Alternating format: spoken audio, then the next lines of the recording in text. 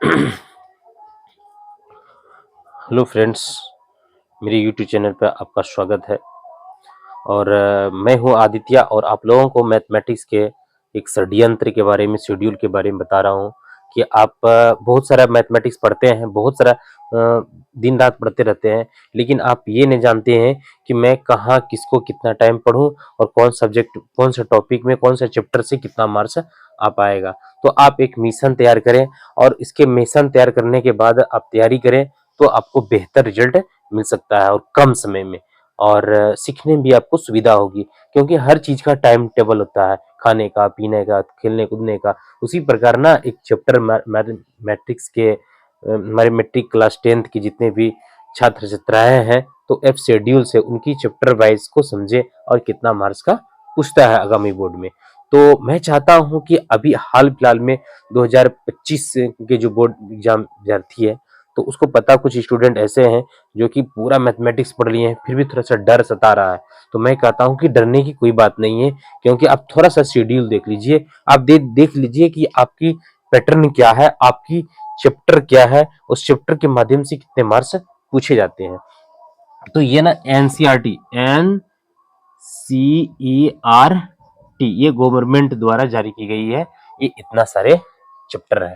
Total मैं class 10th की बात कर रहा हूं, मैं क्लास 10th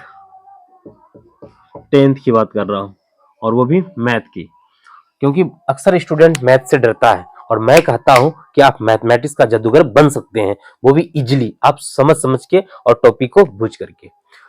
तो मेरे शेरों, मेरे शेरनी, बिहार की शेर, आप लोग को एक अवसर प्रदान कर रहा हूं बेहतरीन ढंग से बताने के लिए कि सब्जेक्ट मैथमेटिक्स है। और जानते हैं 100 पूर्णांक एफएम मतलब फुल मार्क्स है, 100 को पूछता है मैथमेटिक्स।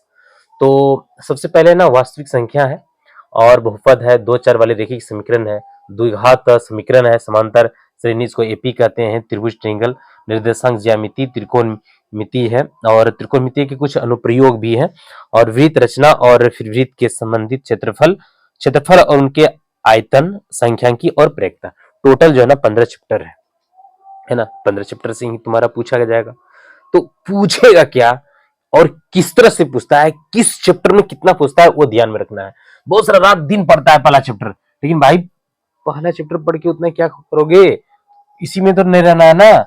इससे मात्र 10 मार्क्स का पूछता है, वो भी बहुपद और बहुपद, वास्तविक संख्या यानी कि रियल नंबर, और बहुपद से, ये दोनों मिलाकर के 10 नंबर का पूछे जाते हैं। लेकिन बोर्ड जब से वस्तुनिष्ठ वैकल्पिक क्वेश्चन किया है, यानी कि जब क्वेश्चन पूछेगा तुमको हमेशा दो गुनी और जवाब दूनी एक गुनी, अर्थात अगर जब 30 क्वेश्चन मैथमेटिक्स में 2 अंक स्तरीय प्रश्न पूछ रहा है, तो आप जवाब देना है 15। 100 एमसीक्यू क्वेश्चन है, ऑब्जेक्टिव क्वेश्चन 100 है, उसकी आधा देना है 50। तो कहीं ना कहीं आप उसकी चीज को दुगुना कर दिया है। यानी कि अगर जहां बिहार बोर्ड 100 का एग्जाम लेता है, तो उनका अगर जहां मार्क्स टोटल मिलाकर जोड़ोगे तो केवल 2 से गुना कर दो, यानी कि 200 का नंबर का एग्जाम लेता है, और आपको बनानी पड़ती है मात्र 100 पूर्णांक का। कहीं ना कहीं बिल्कुल इजी कर दिया है बोर्ड, इतना इजी कर दिया है, फिर भी स्टूडेंट मन में डर पैदा रहता है। देखो होता है क्या है कि वास्तविक संख्या पहले 10 पूछता था, ये परफेक्ट है, 10 का सिलेबस है, 10 बुक में अंकित है कि 10 नंबर का पूछता है। लेकिन इसी चीज को दोगुना कर दो, अब पूछता है 20 नंबर का। अब कितना पूछता है? 20 नंबर का। देखो दो चर वाले रेखिक समीकरण, दो चर वाले रेखिक समीकरण और द्विघात समीकरण और समांतर श्रेणी को कहते हैं एपी, ये तीनों मिलाकर के 20 नंबर पूछता है। कितना पूछता है? 20 नंबर का पूछता है। लेकिन अब वैकल्पिक कर दिया है, अब 20 दूनी 40, अब ये 40 पूर्णांक का रहेगा। हाँ, बनानी होगी 20, कोई भी बना सकते हैं, और जरूरी नहीं है, कहीं से जोड़ करके हम बना सकते हैं। दूसरी बात, त्रिभुज जो है, अक्सर क्लास 10th का बच्चा को त्रिभुज चैप्टर से डर लगता है, बहुत डर लगता है, क्योंकि इसमें लैंग्वेज है और प्रूव करना था, प्रूव्ड करना पड़ता है। मतलब उसकी जो है ना एडवांस मैथ नहीं कहते हो, रेखागणित, ये सब आ जाते हैं। तो कहने का मतलब ये त्रिभुज चैप्टर बच्चों के लिए ना थोड़ा डर पैदा करता है। लेकिन डरना नहीं भाई, डरोगे तो फिर डर के सामने बेकार है। जो डर गया तो चला गया, डरना नहीं है, बस नियंत्रण, इसको अभ्यास करना। मैथमेटिक्स अभ्यास है। आप जब तक अभ्यास नहीं करिएगा, मेहनत नहीं कीजिएगा, बिना मेहनत का कुछ नहीं मिलता है। तो त्रिभुज चैप्टर जो है ना, और त्रिभुज देखो, है ना, त्रिभुज, वृत्त, त्रिभुज, वृत्त, रचना और वृत्त से संबंधित कुछ क्षेत्रफल जो है ना, जो कि 12 चैप्टर में, ये तीन मिला करके 20 नंबर का पूछता है। अब इसी चीज को क्या करते हैं, हम क्या करते हैं, सबको जो है ना एक अंकित कर देते हैं दोगुने की।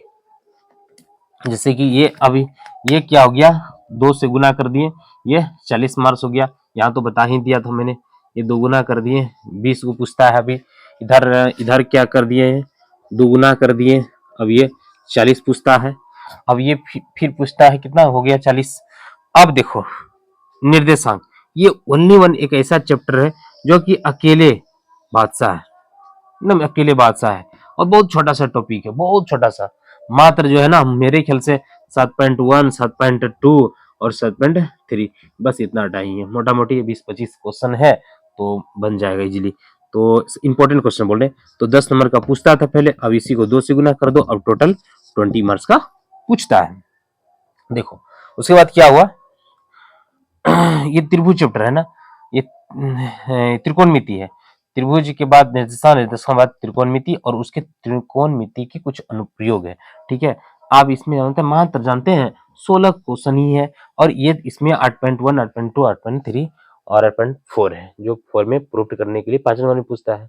तो ये दोनों मिला करके ये 20 मार्क्स का पूछता है, और इसमें 2 से गुना कर दो, तो ये हो गया अब 40। अब कितना पूछेगा, 40 पूछेगा।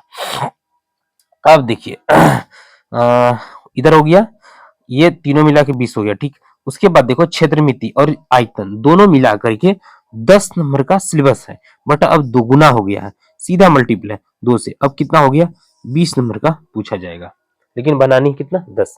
आप चाहें तो इसको बना सकते हैं, इसको बना सकते हैं, कहीं भी 100 में 200 में 100 सिलेक्शन करना है, कोई दिक्कत नहीं है, वैकल्पिक है, इजीली बना सकते हैं।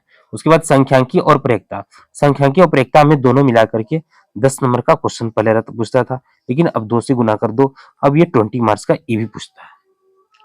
देखिए क्या है, इजी है।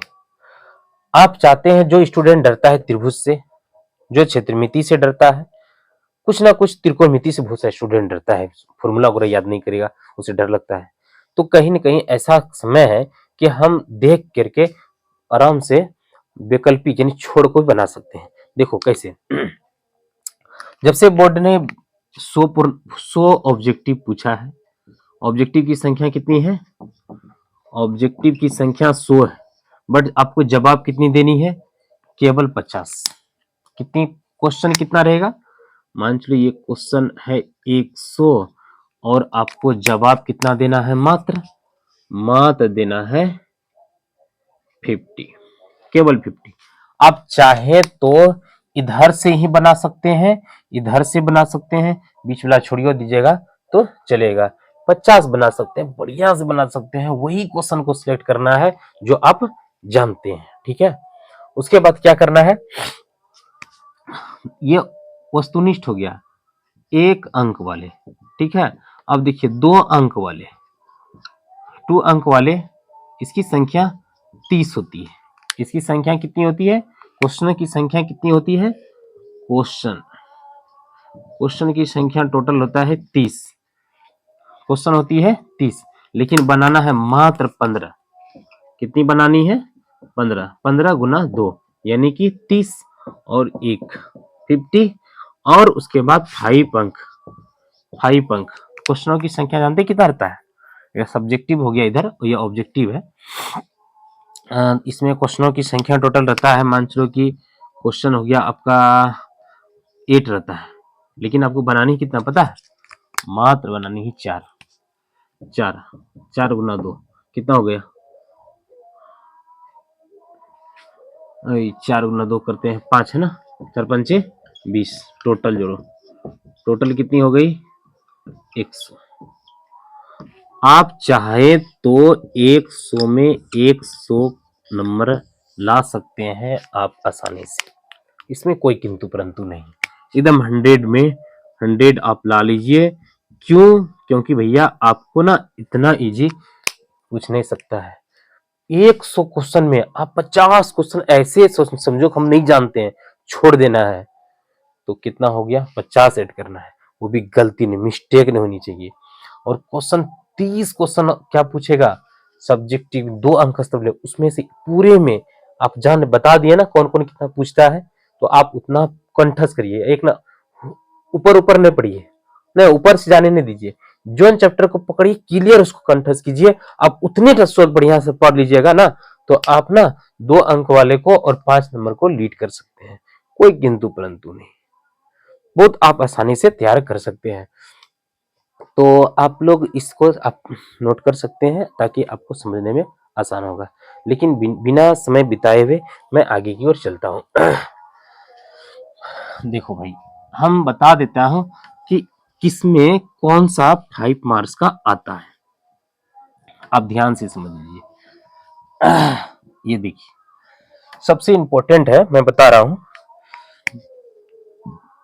यहां चलते हैं ना, ये रेखिक से ग्राफ आता है।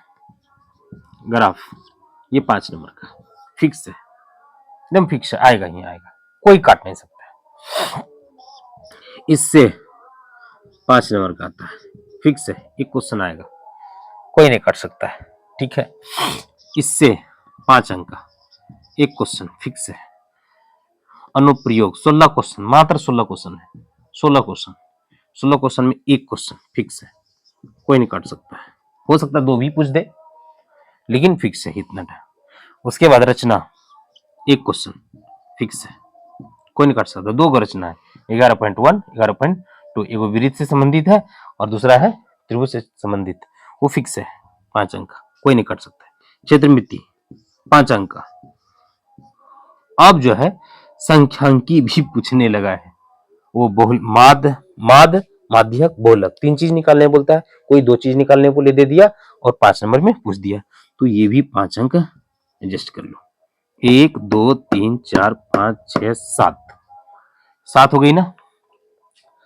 अब देखो, कभी कभी भाई आप देखो, आप समझो, कभी कभी जो है आपका 5 नंबर में देखो, ये ग्राफ तो रहेगा ही, तो द्विघात ये से या इससे, ये दोनों से हो सकता है, हो सकता है कि एक नंबर 5 नंबर पूछ दे लॉन्ग सा। ठीक है, किसी से, दोनों से हो सकता है, इससे एक और ग्राफ को छोड़ करके। ठीक है, लैंग्वेज वाला, क्या बोला? लैंग्वेज वाला कोई भी, तो ये 5 अंक का यहाँ पूछता है। अगर जहां यहां नहीं पूछा तो आपका जो है 9 पॉइंट में 2 को दे देगा। अगर जहां वहां ने पूछा तो आप जो है ये यहां नहीं पूछा तो यहां पूछेगा, यहां नहीं पूछा तो संख्यांकी पूछेगा। यार ये दोनों में से एक जब पूछ दिया ठीक है, नहीं तो संख्यांकी न तो ये। ठीक है, दूसरी बात, कभी कभी क्या होता है, वृत्त से भी एक थ्योरम निकाल देता है परिमेय।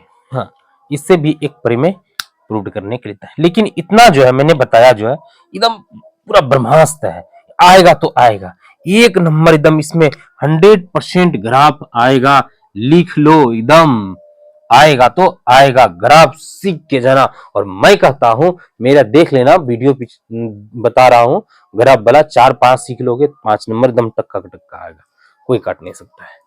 उसके बाद क्या हुआ आपका, सीधा त्रिकोणमिति एकदम पक्का आएगा, इसको ध्यान से 2 हो गया। उसके बाद देखो, एक रचना एकदम पक्का से पक्का आएगा, और अनुप्रयोग जो है ये पक्का से पक्का आएगा, 1 2 3 4। अब बताओ, अगर जहां चाहो तो इसको भी ऐड कर सकते हो, बड़ी इजीली बन जाता है। ये भी मतलब कहने ये सबसे ना फिक्स है, ये चीज को बढ़िया से पढ़ लो। ये आपका अगर जब 5 मार्क्स क्लियर हो जाते हैं तो आपका 20 मार्क्स यूं ही आ जाता है। ठीक है, बाकी बात 2 अंक स्तरीय प्रश्न, ये वास्तविक हो गया, रियल हो गया, और बहुपद हो गया। उसके बाद एपी हो गया, एपी से 100% पूछबे करेगा, निर्देशांक ज्यामिति से पूछबे करेगा, है ना, संख्यांकी से और प्रयक्ता से, ये सब ना 2 अंक वाले में पूछता है। तो आप समझ गए होंगे कि इस तरह से हम लोग अगर बार बार तैयारी करते रहेंगे, इस तरह से समझते रहेंगे, नियंत्रण रूप से देखते रहेंगे, तो मेरा जो है ना आगामी जो अभी 9th के 10th में आ रहा है वो भी ध्यान से सुन लें। अगला 26 में आप बेहतर कर सकते हैं। जो अभी हाल फिलहाल में जो 12 2025 में एग्जाम देने वाले हैं वो भी आप समझ के जाएं और इस तरह से बिना डरे आप बढ़िया से रिजल्ट बना सकते हैं। आप 100 मार्क्स ला सकते हैं, इसमें कोई किंतु परंतु नहीं है। आई होप बढ़िया ही होंगे। ये वीडियो अच्छा लगा होगा, आप लाइक कमेंट जरूर करें, ठीक है। तो मैं समय बिताए बिना आपको पहला चैप्टर जिसको कहते हैं रियल नंबर वास्तविक संख्या के बारे में आपको बता रहे हैं। ध्यान सुनिएगा, उससे आपको 20 नंबर यानी कि दोगुना जहां कर दिया जाए ऑब्जेक्टिव और सब्जेक्टिव को मिला करके, तो आपका 20 नंबर उससे आ जाएगा, कोई डाउट नहीं, है ना।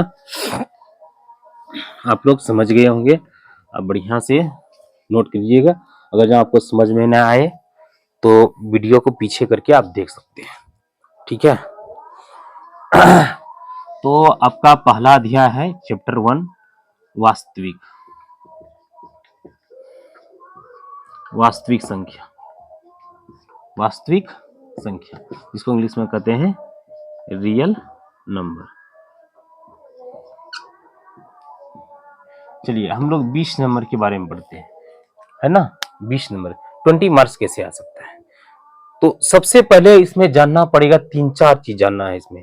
हम देखिए, हम बुक से एक बगल से नहीं बताएंगे, जो आएगा बोर्ड में बस उतना टाइम बताएंगे और उससे फालतू नहीं बताएंगे, ठीक है। ऐसा नहीं कि एनसीईआरटी सर पूरा बताइए बगल से बताइए, वही आने वाला नहीं। चलो सबसे पहले मैं थोड़ा सा नियम कानून बता देता हूँ कि पहला चैप्टर में वास्तविक संख्या ऑब्जेक्टिव जो होता है एमसीक्यू होता है, अक्सर स्टूडेंट इसमें फ्लॉप कर जाता है। तो इसमें थोड़ा सा आपको याद रखना पड़ेगा कि प्राकृत संख्या किसको कहते हैं, ठीक है, नेचुरल नंबर। आप लोग बड़ी भांति जानते हैं गिनती की सभी संख्या को प्राकृत संख्या कहते हैं। गिनती की सभी संख्या को क्या कहते हैं, प्राकृत संख्या। गिनती की सभी संख्या को प्राकृत संख्या कहते हैं। वो तो हम शॉर्ट में बता रहे हैं, हम डीप में नहीं जा रहे हैं भाई, इजीली बता रहे हैं, समय बहुत कम है। आप देख करके फटाफट 100 में 100 नंबर ला सकते हैं, नोट कर लो, एकदम पक्का आएगा। तो गिनती की सभी संख्या को प्राकृत संख्या कहेंगे। 1 2 3 ये सब गिनते हैं ना भाई, ये सब ईटीसी आपका गिनती संख्या। इसको हम लोग नोट करते हैं एन से, हाँ, तथा एन से सूचित किया जाता है। बहुत सवाल में इसकी जरूरत है, इसलिए मैंने बता दिया। दूसरी बात क्या है, प्राकृत संख्या हो गया। आप पूर्ण संख्या के बारे में बात कर लीजिए। पूर्ण संख्या, पूर्ण संख्या सर क्या हुआ कि सिर्फ गिनती की संख्या में क्या लगा देंगे, शुरू में शून्य लगाए, यानी कि शून्य से लेकर गिनती की संख्या को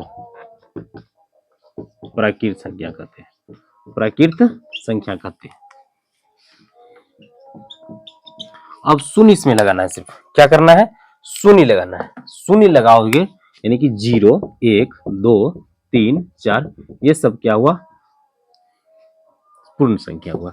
दूसरी बात, अब थोड़ा डायरेक्ट आ जाते हैं इसी संख्या में, वास्तविक संख्या के अंदर में आता है परिमेय संख्या, ठीक है। परिमेय संख्या बहुत हम डीप में नहीं जा रहे, हम पहले बोल दिए, खाली समझाने की कोशिश कर रहे हैं। देखो जस्ट इसका उपयोग है, अभी आगे एकदम 5-6 को टॉपिक पढ़ेंगे, तुरंत उसका यूज है ऑब्जेक्टिव में, जो कि विद्यार्थी नहीं समझता है, सीधा चैप्टर करने दे। भाई तुम्हारे आंसर पूरा खत्म कर लो, लेकिन ऑब्जेक्टिव मिलता है क्या, नहीं, फिर भी पूछता है, तो सीखो, यही सबसे ऑब्जेक्टिव निकलता है। परिमेय संख्या क्या किसे कहते हैं, आप जानते हैं। परिमेय संख्या वैसी संख्या जिसे पी बटे क्यू के रूप में व्यक्त कर सके, है ना, जिसे पी बटे क्यू के रूप में क्या कर सके, व्यक्त कर सके। वैसी संख्या जिसे पी बटे क्यू के रूप में व्यक्त कर सके, साथ ही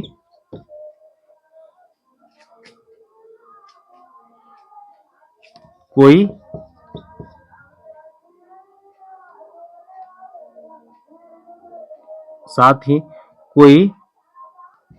पूर्ण संख्या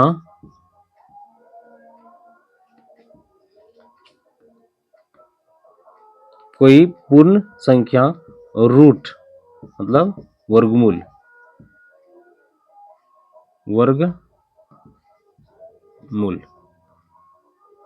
रूट मतलब क्या होता है? वर्गमूल होता है।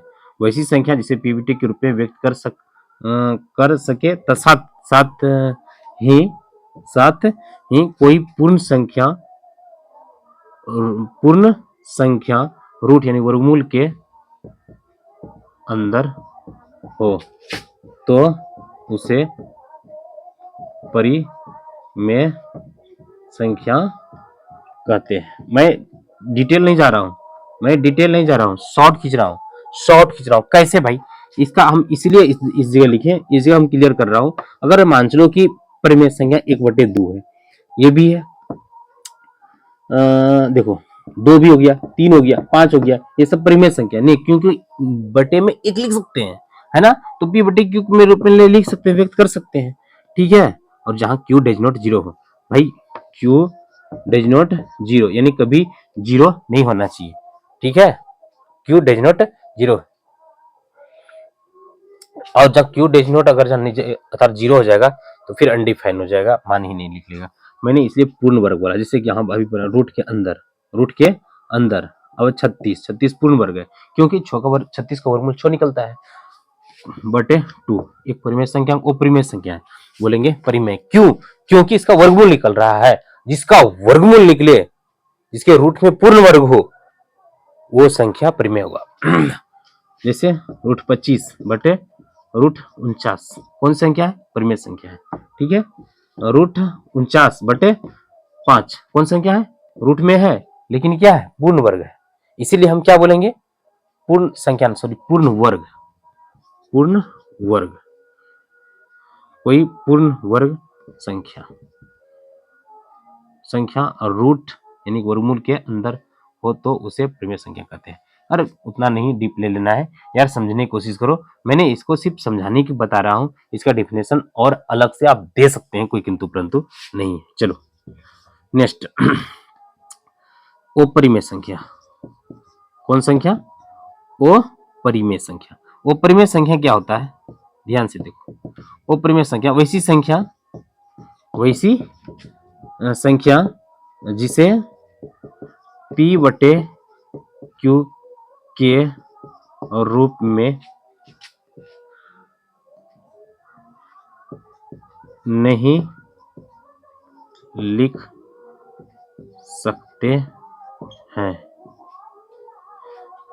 सकते हैं, यदि लिखते हैं, यदि p बटे q के रूप में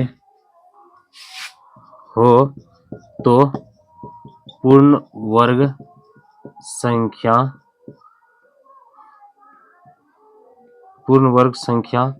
के रूप में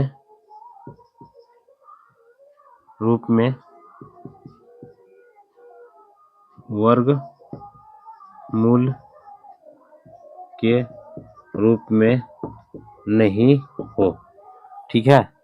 पूर्ण वर्ग संख्या के रूप में वर्गमूल में नहीं हो, ठीक है। यानी कि नहीं हो तो उसे नहीं हो। और जानते हो भाई, एक और चीज ऐड कर दो इसमें, क्यू डज नॉट जीरो हो, ठीक है। क्यू डज नॉट जीरो हो, भाई जीरो नहीं होनी चाहिए, यानी कि p बटे क्यू के रूप में नहीं होना चाहिए। हो भी गया कैसे?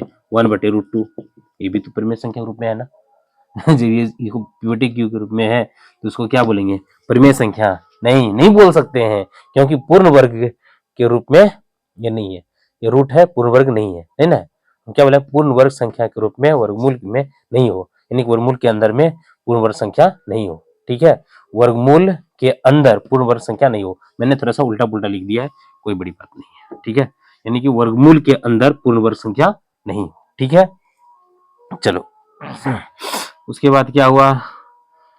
1/2√3 भी बोल सकते हैं, या 5/√2 भी बोल सकते हैं।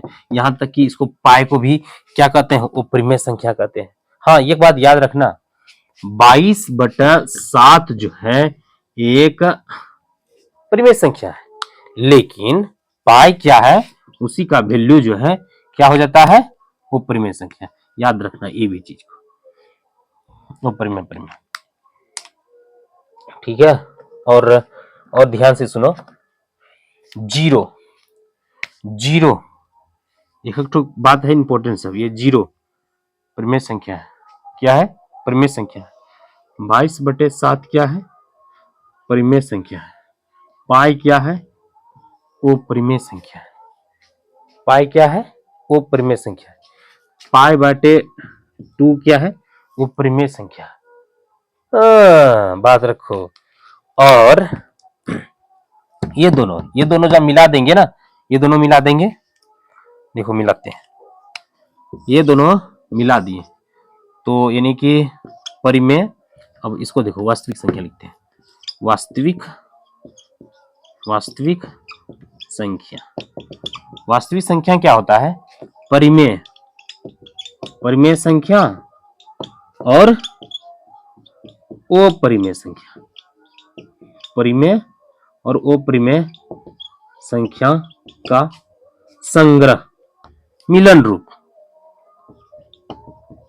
संग्रह को वास्तविक संख्या कहते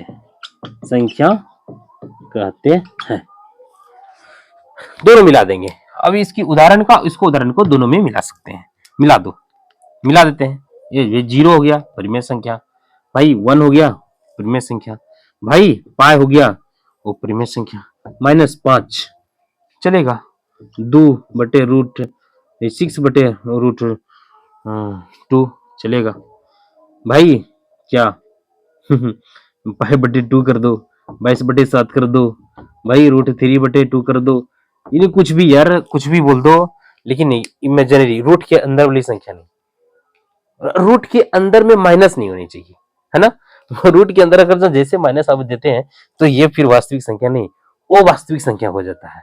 ये भी बात ध्यान में रखिएगा। अब रही बात, इतना आप बेसिक है, आप इतना क्या है, बेसिक है। इसके अलावा आप थोड़ा और भी सीखिए, जैसे कि भाज्य संख्या, सुने हो, भाज्य संख्या है ना, भाज्य हो गया, ओ भाज्य हो गया, एक और पढ़े होंगे सभाज्य, अभाज्य, हाँ अभाज्य, ठीक है। एक भाज्य, अभाज्य, सभाज्य, क्या है ये, एग्जाम में पूछता है कि युग्म बचा, सअभाज्य संख्या का युग्म सअभाज्य संख्या का युग्म, अभाज्य संख्या, भाज्य संख्या, तो आप इसके बारे में भी बात करते हैं। आप इसको जल्दी से आप नोट कर लीजिए, अगर आप जल्दी से नोट करते हैं तो आपको समझने में ही आसान होगा। थैंक यू, जल्दी से नोट कर लीजिए।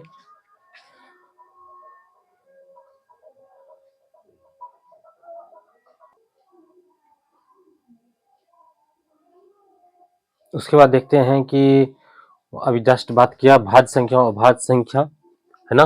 तो भाज्य संख्या किसको कहते हैं, भाज्य संख्या जो संख्या स्वयं तथा एक के अतिरिक्त किसी अन्य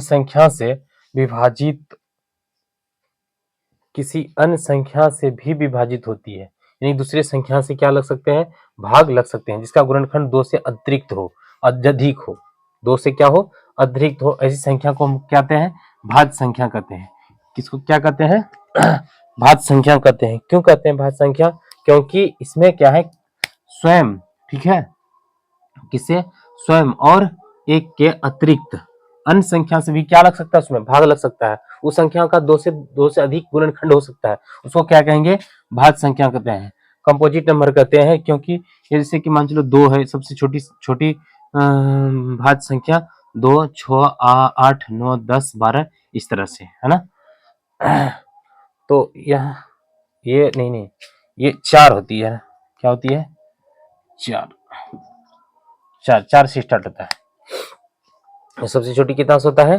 4 से स्टार्ट होता है। 4 हो गया, 4, 6, 8, 9, 10, 12, इस तरह से सब जो हो गया। उसके बाद है अभाज्य संख्या। अभाज्य संख्या वैसी संख्या जो स्वयं तथा एक के अतिरिक्त, वैसी संख्या जो स्वयं तथा एक के अतिरिक्त किसी अन्य संख्या विभाजित ना हो। हाँ, किसी अन्य संख्या तो क्या हो? विभाजित ना हो। तो या फिर 2 या 2 से अधिक गुणनखंड प्राप्त ना हो। 2 से अधिक गुणनखंड प्राप्त होता ही नहीं है, यानी कि स्वयं और जो संख्या, जैसे मान चलो कि 2 है, ठीक है, 2 है, 2 से ही भाग लगेगा या फिर 1 से ही भाग लगेगा, अन्य संख्या से भाग नहीं लगेगा। यही कारण से ये संख्या क्या हो जाती है?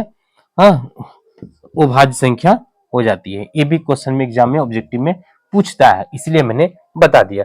पूछ देगा कि निम्नलिखित में कौन अभाज्य संख्या है, पूछ देगा कि निम्नलिखित में कौन भाज्य संख्या है, निम्नलिखित में कौन सहभाज्य संख्या है। देखो, सहभाज्य को प्राइम नंबर होता क्या है? वैसी संख्या जिनके जोड़े अगर जहाँ युग्म हो तो उनका गुणनखंड में एक के अतिरिक्त कोई भी गुणनखंड उभयनिष्ठ गुणनखंड नहीं होता है।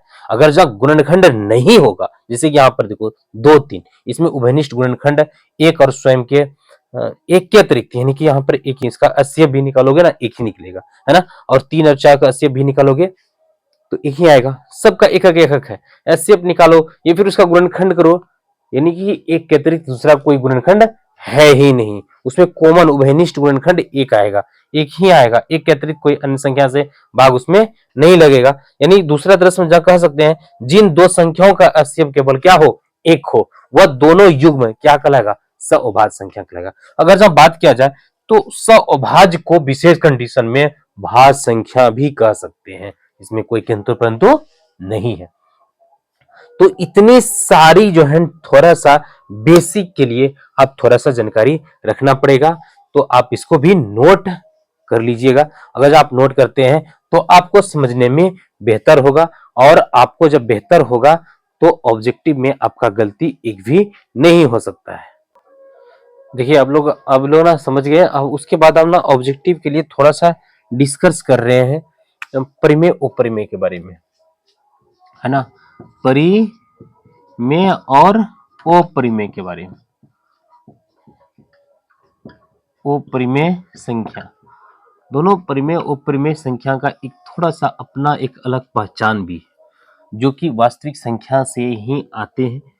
हाँ, ठीक है ना। ये दोनों का सम्मिलित रूप है, परिमेय उपरिमेय का खेल है। क्या परिमेय ज्यादातर क्वेश्चन एग्जाम में पूछता है, जो बहुत सारा परिमेय कौन सा, निम्नलिखित में कौन परिमेय संख्या है, कौन उपरिमेय संख्या है। तो ध्यान से देखना, कभी कभी जो है 9th में आप लोग पढ़े हैं कि परिमेय और अपरिमेय का गुणनफल, जोड़, घटाव, गुणा, भाग, योग, ये सब भी पूछता है MCQ में। तो ये बात को ध्यान में रखना है, ठीक है, ध्यान में रखना है। तो मैं शॉर्ट में बता रहा, अब ध्यान से समझिएगा, मेरी भावना को समझिएगा, मैं समझाने की कोशिश कर रहा हूं। अगर जहां एक संख्या कोई भी संख्या, एक संख्या परिमेय है, ठीक है, और दूसरी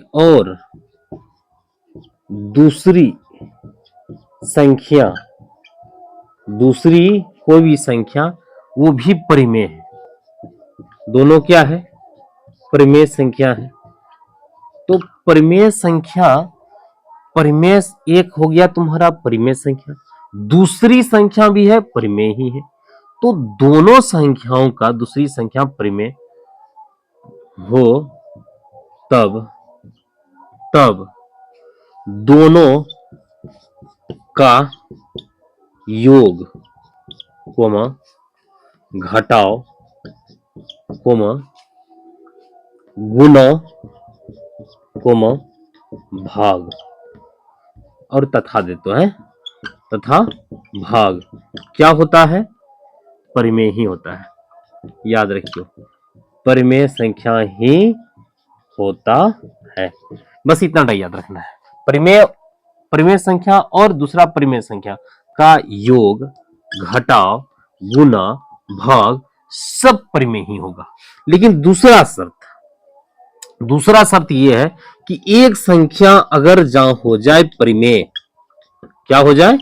परिमेय संख्या, और दूसरी संख्या क्या हो जाए, दूसरी संख्या अपरिमेय हो जाए। क्या हो जाए, अपरिमेय हो जाए। एक संख्या परिमेय हो और दूसरी संख्या अपरिमेय हो, तब दोनों का योग घटाओ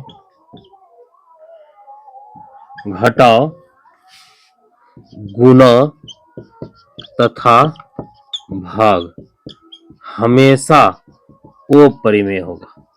क्या होगा, अपरिमेय संख्या होगा। याद रखना, क्या होगा, अपरिमेय संख्या होगा। जैसे मैं बता देता हूं, जैसे कि 2 हुआ, यहां पर क्या मैंने लिखा, योग 2 जोड़ √2, एक परिमेय अपरिमेय।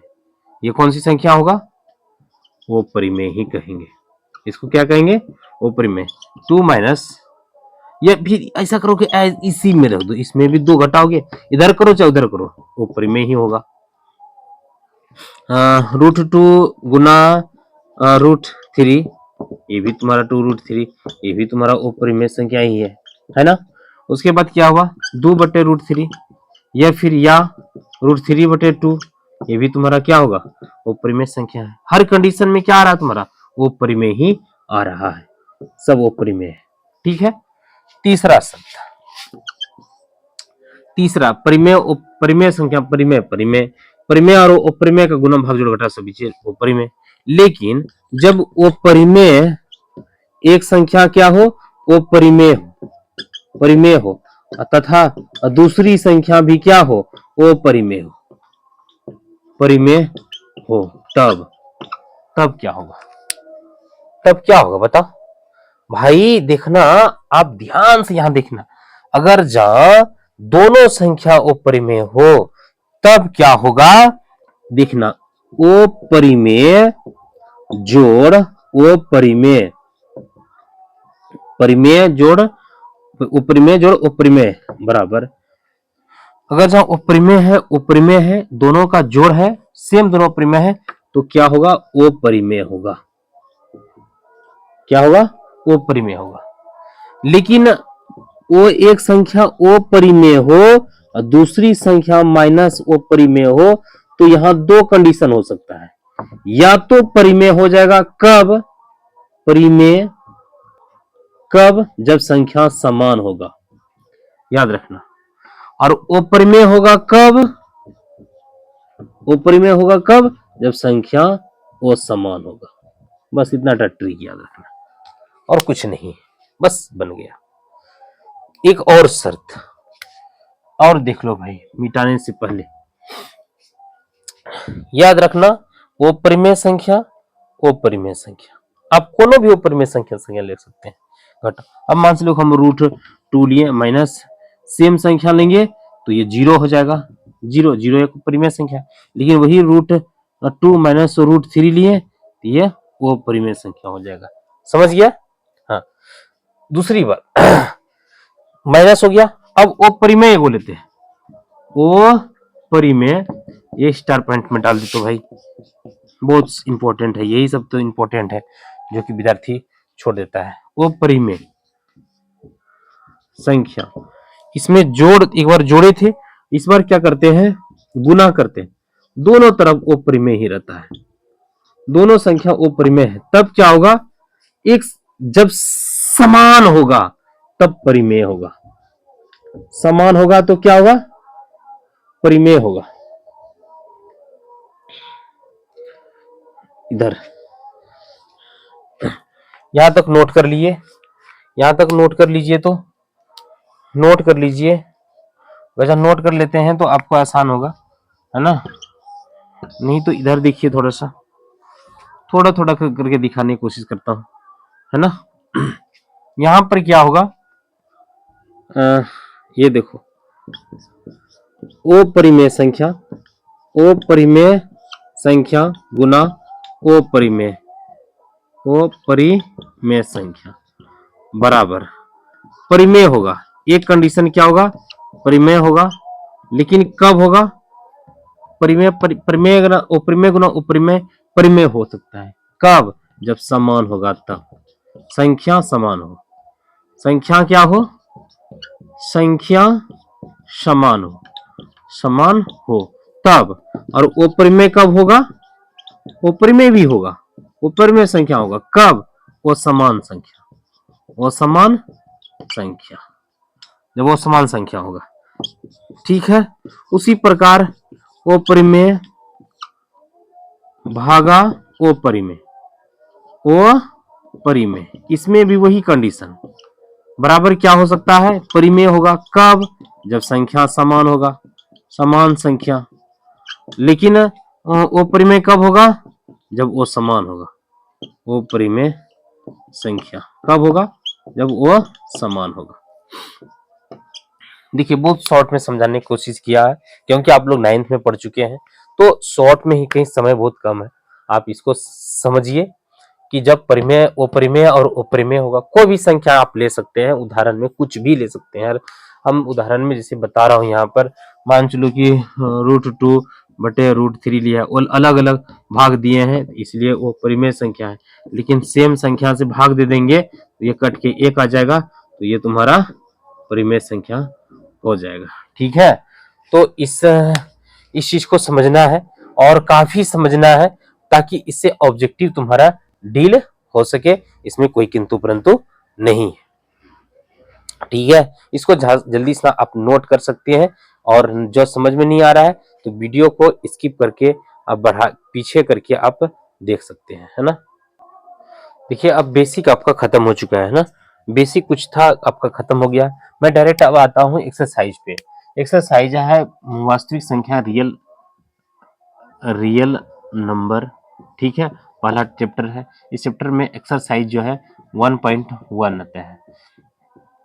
एक्सरसाइज 1 में एनसीईआरटी का है, NCERT, एनसीईआरटी के ना कुछ भी लो, तो 1.3 में बताया है।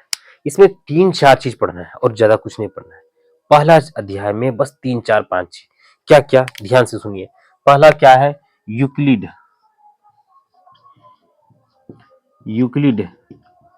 विभाजन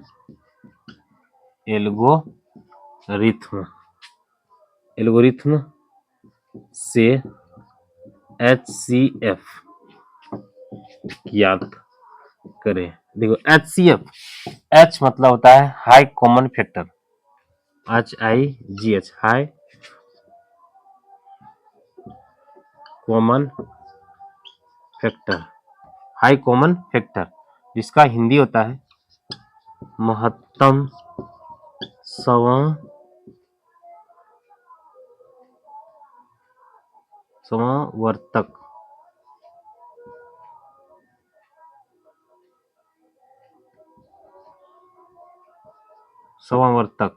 महत्तम समावर्तक। ठीक है, महत्तम समावर्तक होता है। महत्तम समावर्तक देख रहे हैं ना, तो महत्तम समावर्तक होता है, पहला बात हो गया।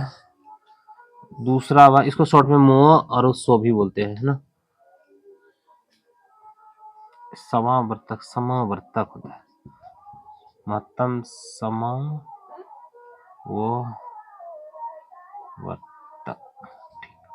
ठीक है, समावर्तक होता है वर्षक है। ठीक है, महत्तम समावर्तक हो गया HCF common high factor, short में बोलते हैं इसको HCF। सबसे बड़ी बात कौन विधि से? यूक्लिड विभाजन एल्गोरिथम से। एक बात हो गया। दूसरी बात क्या है इसमें? दूसरी बात क्या है? ये फिक्स है आपका 2 नंबर में 2 मार्क्स का पूछता है, 2 मार्क्स का, ये 2 मार्क्स का पूछेगा तो पूछेगा, और इसमें ज्यादा कुछ नहीं। दूसरा चैप्टर 1.1 का बात कर रहे हैं, इतना टाइम, और एक आध क्वेश्चन जैसे कि सत्यापित करने के लिए भी पूछ सकते हैं। तो पहले हम यूक्लिड विभाजन से हम लोग थोड़ा सा सवाल को एक दो को सोल्व करते हैं, जो कि मोस्ट इंपोर्टेंट है, एनसीईआरटी पैटर्न से पूछे जाते हैं। मैं एनसीईआरटी क्वेश्चन को बताना चाहता हूँ कि एनसीईआरटी क्वेश्चन किस टाइप का पूछा जाता है। बिल्कुल हुबहू एनसीईआरटी क्वेश्चन पैटर्न जो है, मैं मान चलो कि एनसीईआरटी में पूछता है 225, ठीक है, 135, 225, 135, हाँ बस यही ज्यादा तक क्वेश्चन ये पूछा हुआ है। मान लो एक नंबर में है 135 और 225 का HCF निकालने बोले। सेम यही सवाल है, यहाँ से HCF ज्ञात करें। कौन विधि का प्रयोग करना है? 135 और 225 का कौन विधि से? यूक्लिड विभाजन एल्गोरिथम से। यूक्लिड विभाजन एल्गोरिथम से। यूक्लिड एक मैथमेटिक्स था, उसने कहा था कोई भी दो धनात्मक पूर्णांक दिया रहे, हाँ कोई भी धनात्मक पूर्णांक दिया रहे तो उसको क्या, जब धनात्मक पूर्णांक दिया रहेगा तो उनमें से अभाज्य गुणन मतलब अद्वितीय पूर्ण संख्या Q और R विद्वान रहेगा। Q और विद्वान रहे, जैसे कि कोई मान लीजिए कि A और B है, A और B कोई धनात्मक पूर्णांक संख्या है और Q और R क्या है? विद्वान है। तब उसने कहा था, क्या कहा था पता है? यूक्लिड ने, यूक्लिड विभाजन एल्गोरिथम ने कहा था कि A बराबर BQ प्लस R होगा, जहां 0 से बड़ा या बराबर होगा R और R हमेशा होगा B। मैं देखो शॉर्ट में बता रहा हूँ, ये शॉर्ट है, बहुत शॉर्ट है। हम इसका डीप क्लास वाइज में हम बहुत बड़ा करते हैं, हम शॉर्ट में बता रहा हूँ चैप्टर वाइज। 15 वीडियो हमको बतानी है, मस्त 15 वीडियो है। 1 घंटा का वीडियो रहेगा, 15 घंटा का होगा।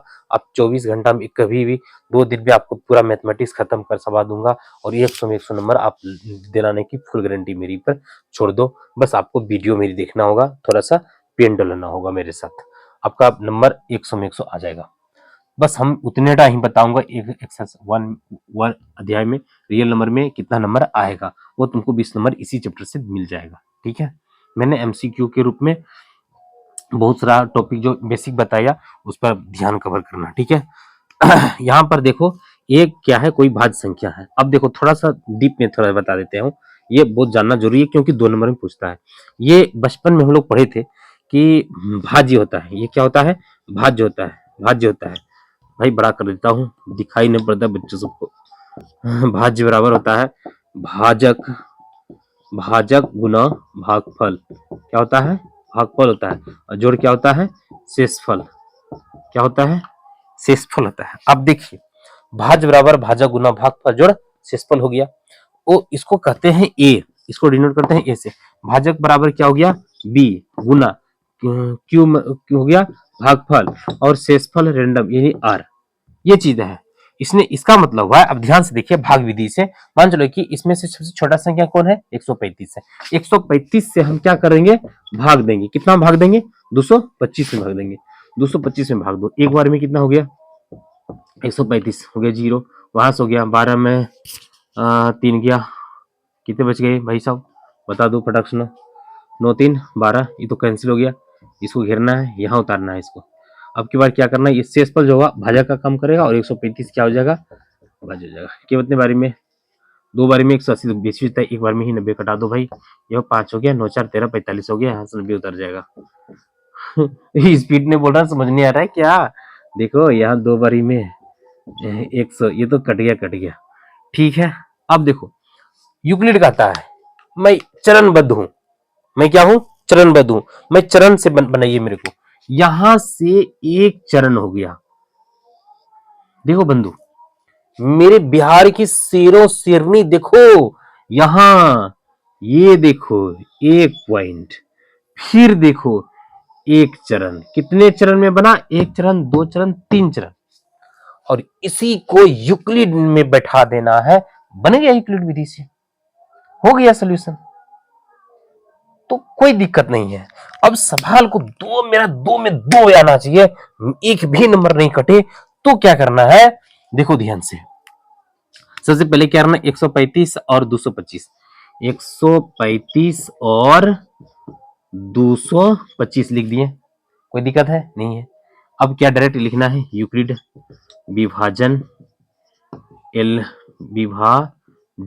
एल्गोरिथम से। ठीक है, ए बराबर बी क्यू प्लस आर लिख दिए। 0 ऐसे ऐसे डाउट करके 0 से बड़ा या बराबर आर, आर से बड़ा बी कर देना। ठीक है, बी, हाँ चलेगा। चलो इस अब छोड़ देना। अब इसके जगह पर सबको रखना है छोटी संख्या। पहले सबसे ये बीच वाला को क्या कहते हैं? ए कहते हैं। तो 225 मैंने उतार लिया देख के। अब ये भाग देते हो जिसे, उसको कहते हैं बी। बी की जगह पर कितना लिखना है? 135 गुना क्यू, जो तुम्हारा भागफल आया है 1, शेषफल कितना है 90, एक स्टेप, एक चरण कंप्लीट। यूक्लिड ने यही कहा था और कुछ नहीं। फिर कहा कि भाई अब की बार कितना लेना है 135, 135 तुम्हारा भाज्य होगा और भाजक कितना होगा 90, 90 गुना 1, शेषफल 45, बोलो 45 है ना। चलो 90, उसके बाद कितना हो जाएगा, कितना से भाग कर रहे हो, भाग दे रहे हो 45 से, भागफल कितना आया तुम्हारा 2, शेषफल कितना हुआ 0। जब तक शेषफल नहीं 0 आ जाए तब तक आगे बढ़ते रहना है मेरे बिहार के शेरों।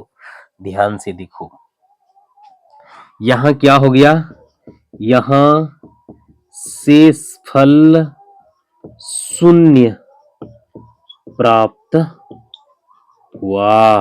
ये थोड़ा सा लिख दो, मजा आ जाएगा, नहीं लिखोगे चलेगा लेकिन मैं लिख देता हूं। हाँ, यहाँ शेषफल 0 प्राप्त हुआ, इसलिए HCF बराबर ये वाली होती है ना, यहाँ वाला HCF होता है मोसो, मोसो बंदे कितना आ गया 45 आ गया, तो ये है 45 लिख दिया, कोई दिक्कत। इसलिए HCF बराबर 45, ये हो गया आंसर। इसको कहते हैं यूक्लिड, इसको क्या कहते हैं यूक्लिड। ये देखो इस टाइप ये क्वेश्चन बिहार बोर्ड में कई बार पूछ चुका है, कई बार पूछा है। आप जितनी बार कोशिश कीजिएगा, जितना बार प्रयास कीजिएगा, जितनी बार बनाइएगा उतना आपको लाभ देने वाला है।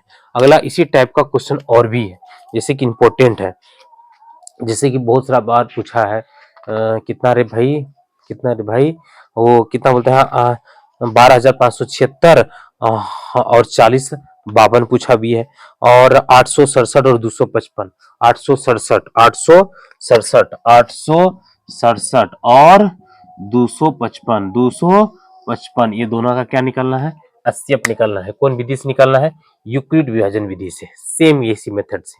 तो ये मेथड भी आपको अच्छा ही लगेगा, आप लोग ध्यान से इसको भी देखिए, है ना, ध्यान से इसको निकाल लीजिएगा, निकालिए तो फटाक से निकालिए भाई, जब तक आप नहीं मेहनत कीजिएगा थोड़ा तो आराम नहीं होगा, ठीक है।